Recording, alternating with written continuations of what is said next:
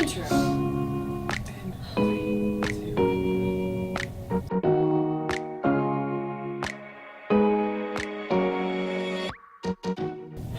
Hey beautiful peeps, it's Natasha coming at you with another video. And today is Wednesday, so that means it's time for Talk to Me. Talk to me. Talk to me. Talk to me. Ooh, ooh. Good job. I told it. That's sexy for a minute. I've been told not to do that, so I don't know how that's going to turn out. So, a segment where we get together and we talk about real shit. Things that are happening. Things that affect our lives. Things that we think that affect your lives. Maybe current events. Who knows? So last week's episode was all about finding your tribe and the importance in having that grounding relationship in your life. So this week we're getting into it. So, you know, our topics are going to vary. Grab our drink already. Our topics are going to vary. Sometimes they'll be a little bit lighter. Sometimes they'll be a little bit heavier, depending on where the topic takes us. I feel like this video is about to get reals. So today we are talking about expectations on women in life in general, and questions that we get asked far too often that probably shouldn't be asked, especially by like strangers or people who don't know your situation. Just like how that feels and why society thinks that they should be doing that, and because they shouldn't. Right? Right. Right. Yeah. So I think the experience, very raw and real experience that comes to mind for me right off the bat was infertility. And I mean, Ryan and I were very vocal about wanting children right off the bat. And so from like literally day one, I don't even think we were married yet, people were asking when we were having babies, like, oh, you can totally be pregnant. And we didn't know anything was wrong or had anything going on, and we tried for years and years and years. And eventually it eats away, and I don't want this to sound dramatic, but like it eats away at your soul, like it eats away at your heart, because if you want something so desperately, regardless of what it is in life, and you find out or you're struggling and you can't have that, it eats at you. And then to have that thrown in your face repetitively over and over It's and that over, constant reminder, right? you're just like taking that knife and then just jabbing it a little bit deeper. And not that anyone was intending on doing that, until we became vocal about our struggles. A lot of people didn't know. We didn't know until we started seeing the doctors, and kind of we were just trying everything we could, right? Diet, exercise, all that kind of stuff for years and years and years. Even after going through IVF and being told at that moment, you know, you can't have any more children without fertility intervention, we were still being asked nonstop, when you have more kids, because you have one, now you're going to have 20, right? So, clearly.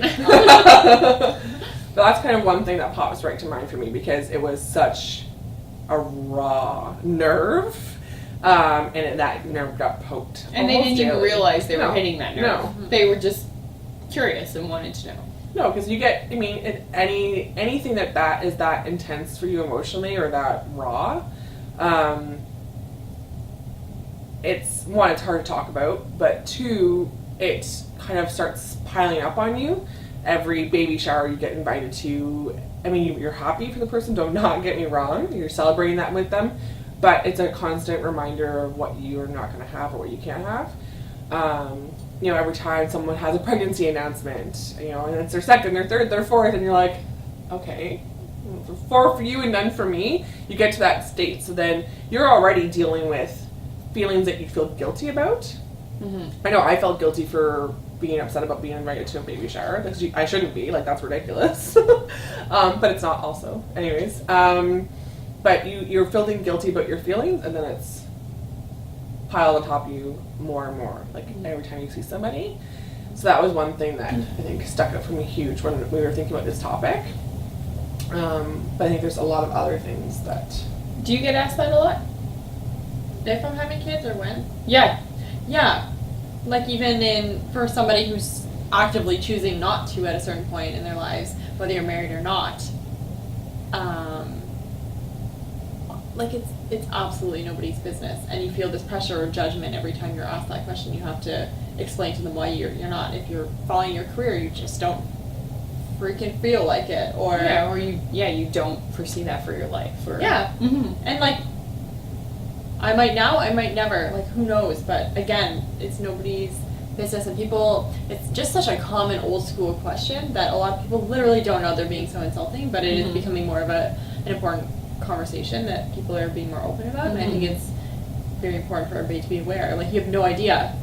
Maybe I'm choosing not to, maybe I'm saying that and I am having problems, or maybe I'm not. Like, That's right. but regardless, it's just Personal. a question. It's very, very personal. Yeah, because it may not be necessarily infertility. It could be a miscarriage in the past that was kept secret and you haven't talked to people about it. And now every time someone asks about it, you're revisiting those feelings, that emotion. It could be that you're having struggles in your relationship and you just, the two of you aren't in a place that's healthy to have children. It could be that, you know, financially you don't feel like you're in a place for it, or whatever case maybe. There's a million reasons why someone may not be in the right space for it, may not be able to, or just may not choose to be that, like to have children or to do that. And I think that is such an important realization in life, those big life decisions. Having the ability to realize that that may not be for you is so important, because it's such a huge decision in life, and to feel pressured into it because everybody else is doing it, it's not a reason to have children. Nope. Right. Just because you think you should, and that's the natural path you think your life's gonna take. A lot of people jump Or into the it without natural path considering. that people think you should take. Exactly, absolutely. You're raised a certain way, and just like you get married and you start to have babies, and sometimes that's not in the plans. And it could be a relationship, it could be, again, like I said, a million different reasons. But I think nobody should ever have children based on the fact that they think they should, or because that somebody's pressuring them to do it because time's a ticking, or you're gonna run out of eggs, or what have you. It could be absolutely anything, and there's no timeline for how you feel, because it is, as you guys know, a life-changing Oh my God. decision. It's a Exactly. There's no going back. No. There's no going back. You're all in. Yeah, regardless of the circumstance. Absolutely. And yeah, of course, life is going to change, and you may be thrown a curveball after you make a decision, or something might change that decides after.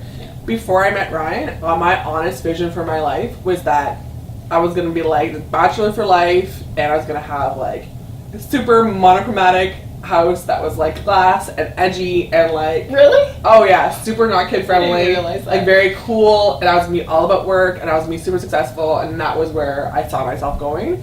It wasn't until I met Ryan, and that's what I told people. My mom would ask me, "Oh, Tash, you're great with children. You're for sure gonna have kids." And I was like, "No, I'm good. I'm not gonna get married. I'm not gonna have kids." Like, I think that makes a difference depending on, The person. Yeah. Absolutely. because if they're a really good support system, then you might start seeing something different for yourself. yeah, like with him, it was instant. Like when I saw my relationship with him, I saw that we were gonna get married, and I saw we were gonna have kids. And that was just how we meshed together, and it changed like almost instantly for me with him. But we know a fair amount of people who as a couple don't want to have children, as an individual may not want to have children, and for various reasons, whether because they like their life the way it is, or because their career is what they're passionate about and that's what drives them, or they just don't want the extra responsibility, or whatever the case may be. It's very personal for each person, just like it's very personal as to why you'd want to have children, right? Yeah. So I think what the focus of this is that there's these are incredibly personal questions That people think are harmless. Yeah, and they're just, sometimes you feel like you're being bombarded by it. Like I would hide sometimes at Walmart. Or not go to baby showers because you just couldn't deal with all the questions you were going to be asked. And sometimes you don't know it. I've been guilty about doing the same thing, and you'd think, okay, you're gone through a struggle on your own, you wouldn't put it out there, but you get caught up in the moment sometimes. And you're like, oh, I'm so happy having babies, everybody should be happy having babies, and you don't necessarily think about it, right? Absolutely. So it's not, I don't think it's malicious or it's an intent, but I think it's curiosity. Yeah. And it is a conversation starter in some ways if people are open to talking about it. You may not know someone intimately or personally, but you may be a distant relative. You haven't seen them in a while. It's a family just want to gathering. catch up. When are you having babies? Like, Exactly. I think, it's an easy thing for people to say. not necessarily an easy topic, though. Exactly. It's not for the receiver. It can be very. That's Yeah, right. It's a very weighted subject. Mm-hmm. Just like I think even careers. You may not find what drives you or what fulfills you in the first couple decades of your life, and that's not necessarily a bad thing. Finding your groove, finding what challenges you, it can take a lifetime sometimes. Some people never find it. So I think I'm not taking away from being a man. Obviously, the men have their own struggles, but I do not know that point of view. I am a woman. So I think as a woman particularly, there's so much pressure now to have a big career and drive and all these things, but you also need to have a family, and you also need to have care for your household, and you also need to look a certain way. So much pressure for the household. Yeah. Not to cut in, but that's something I know for sure. Mm-hmm. It's like it falls on us. Mm-hmm. Like that's a reflection of us. It's like, no, there's another person here.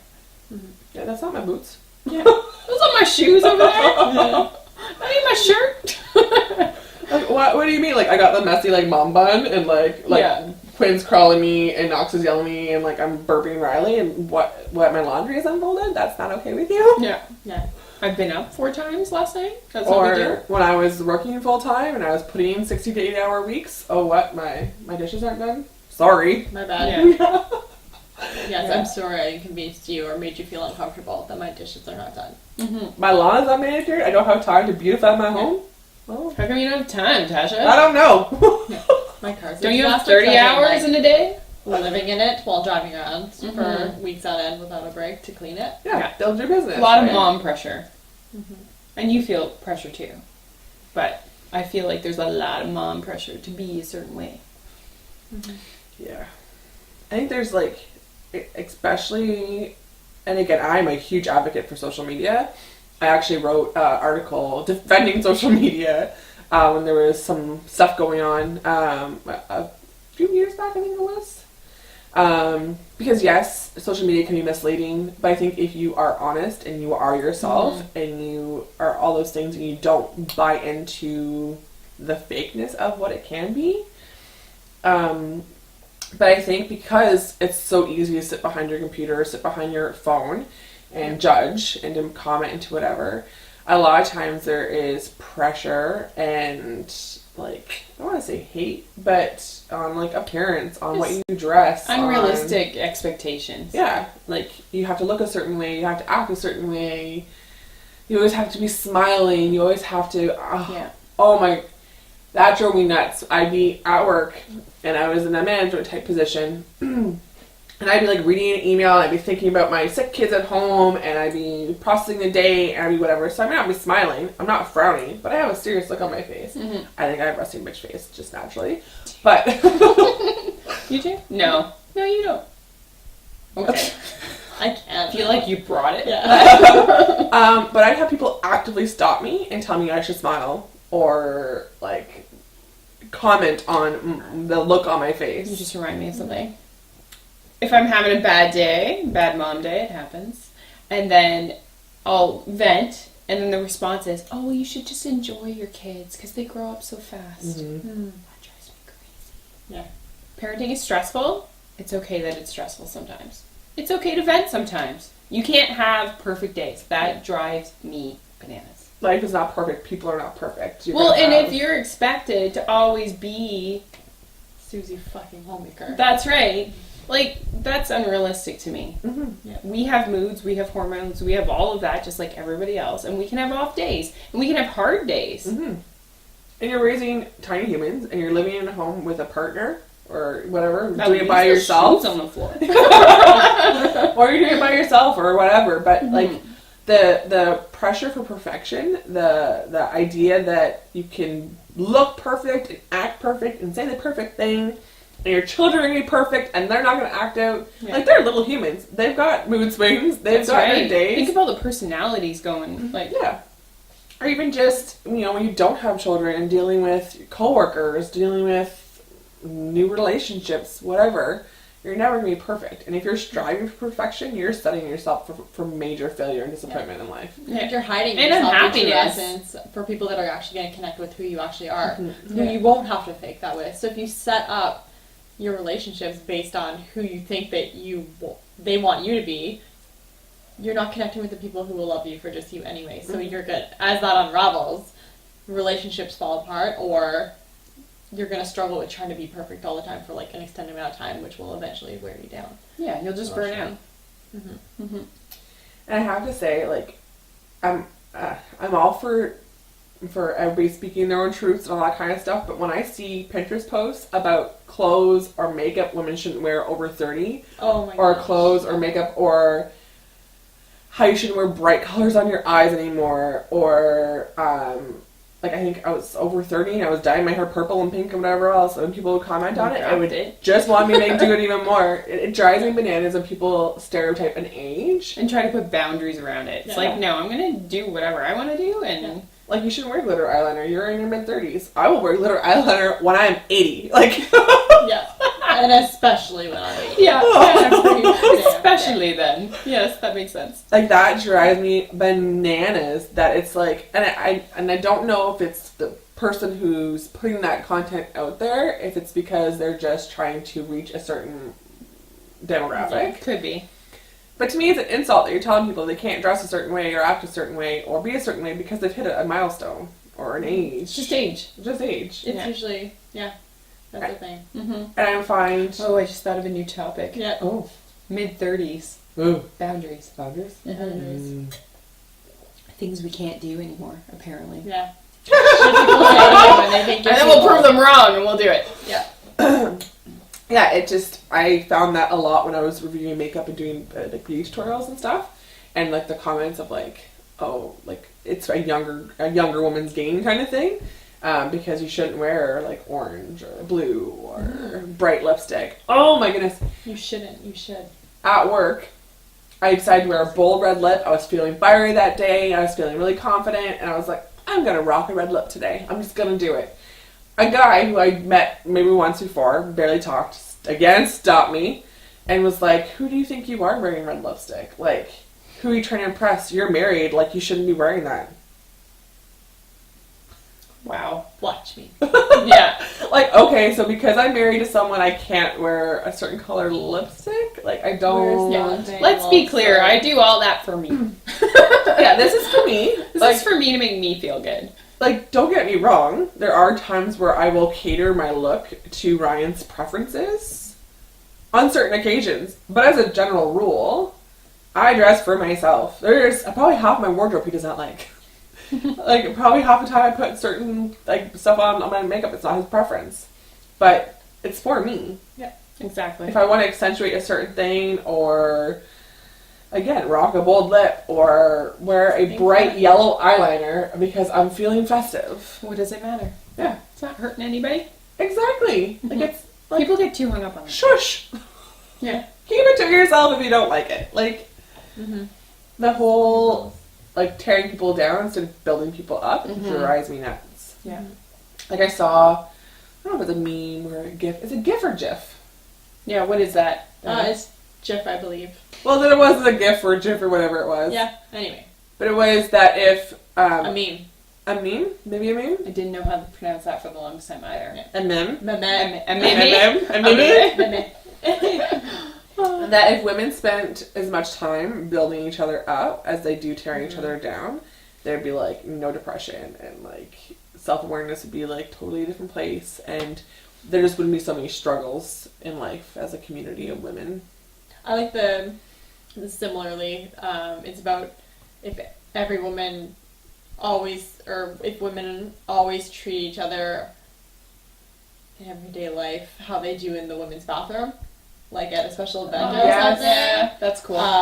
Then there'd be a lot less, or like more building each other up, because how many times have you been at a special event and everybody's in the bathroom like high five and they're like, you go first, or you look great, or let me fix your strap. Boston! Like, yeah, remember the girl in the that's starter exactly jacket? Oh, yeah. Data jacket! Data jacket. She was awesome!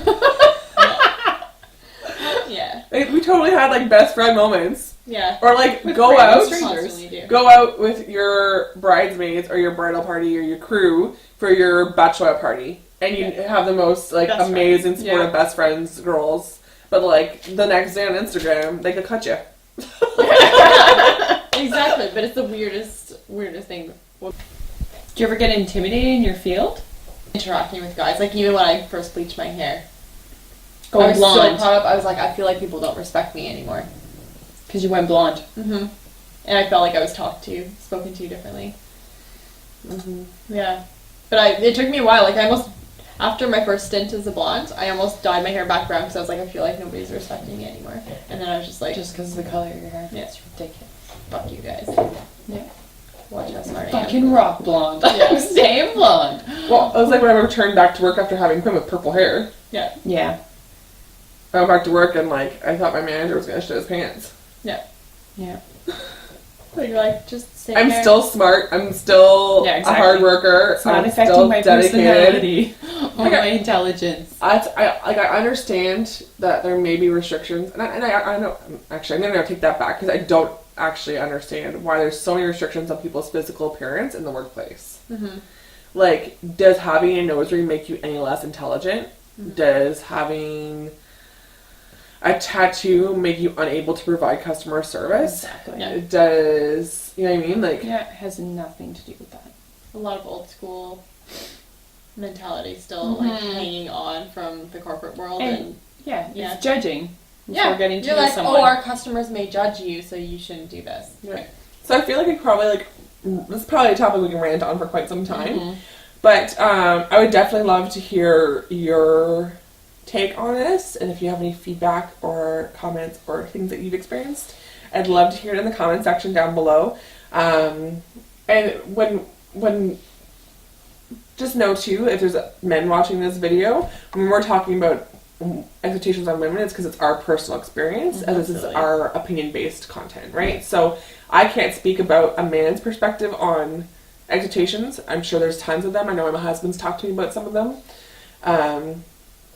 But I do not have those parts. I have not experienced that life, so I can't speak to that. Yeah. So it's not taking away from anything a man may go through. It's just, again, it's our point of view. It's our experiences. And yeah, we welcome that feedback. So if you Absolutely. do have a counter perspective for us, please do go ahead and share that with us. For sure. We'd love to hear from you. Yeah. On that note, do not forget to give us a thumbs up, subscribe to the channel, and hit the little bell so that way you know when our weekly videos come up. We're a little bell. Ding ding! Just do it. And again, check the bottom of the description area for our social media handles. And come check out. We always have lots of fun stories, lots of stuff going on. Lots of talent sitting on this couch. Oh my god, I'm not gonna lie. Yeah. You guys love coffee. Oh, she's bringing it. Yes. She brought it. Yeah.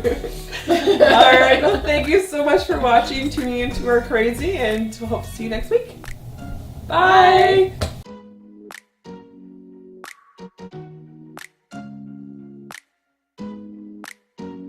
Throw it at your can. I won't do this to Stir it camera. up. Little darling, stir it You really should check those words. They are nuts. Nothing will change with age. You can no longer dance. But you can sing. Yeah. Yeah. No. She's the youngest out of all of us. I'll leave her.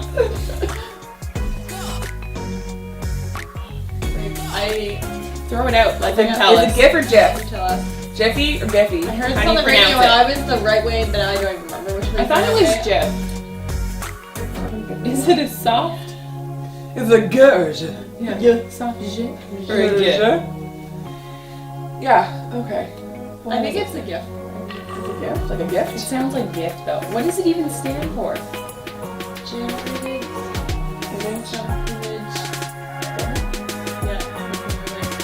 Yeah. I just pulled that shit out of my ass. No, it's like a. Interactive? It moves.